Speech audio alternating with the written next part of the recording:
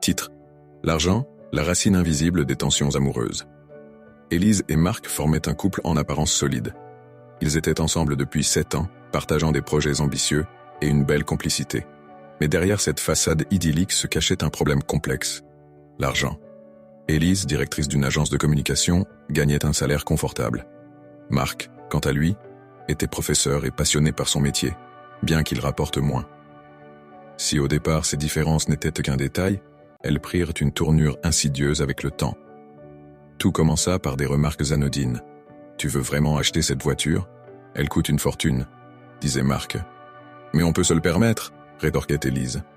Puis vinrent les silences lourds et les disputes répétées.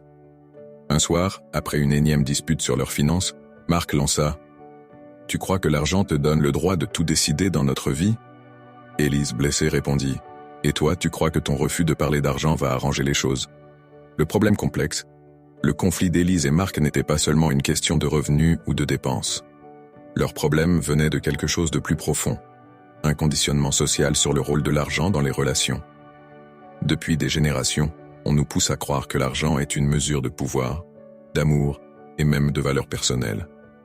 Ce conditionnement insidieux s'immisce dans les couples, créant des déséquilibres et des tensions invisibles. Et si le vrai complot, c'était ce système? Celui qui transforme l'argent en un champ de bataille émotionnel pour nous maintenir dans un cycle de consommation et de comparaison? La solution? Un jour, Élise et Marc décidèrent qu'ils ne pouvaient plus ignorer le problème. Ils cherchèrent une solution, non pas en se focalisant sur leurs revenus, mais en changeant leur manière de penser et de communiquer. Ils mirent en place 3 étapes: reconnaître l'impact du conditionnement. Ils réalisèrent que leur dispute ne venait pas de l'argent lui-même, mais des rôles que la société leur avait attribués. Élise avait inconsciemment pris le rôle de décideuse en raison de son salaire plus élevé, tandis que Marc se sentait dévalorisé.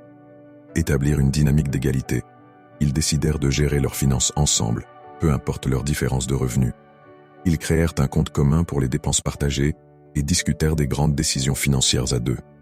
Changer leur perception de l'argent, ils cessèrent de voir l'argent comme une source de pouvoir ou de contrôle et commencèrent à le considérer comme un outil pour atteindre leurs objectifs communs. Le déclic. Lors d'une séance avec un conseiller financier, ce dernier leur posa une question simple mais percutante. Qu'est-ce qui compte le plus pour vous? Ce que vous gagnez ou ce que vous construisez ensemble? Cette phrase devint leur mantra. Ils comprirent que l'argent n'était pas leur ennemi, mais un obstacle qu'ils pouvaient surmonter en travaillant en équipe. Conclusion. L'impact de l'argent sur les relations amoureuses est un problème complexe, mais pas insurmontable. Le vrai piège, c'est de croire que l'argent définit la dynamique d'un couple. Et si le complot, c'était de nous faire croire que l'amour et l'argent sont incompatibles, pour mieux nous diviser? La solution est simple: déconstruire ces croyances toxiques, parler ouvertement et redéfinir l'argent comme un moyen de construire, pas de contrôler. Parce qu'au final, l'amour ne se mesure pas en chiffres, mais en valeurs partagées.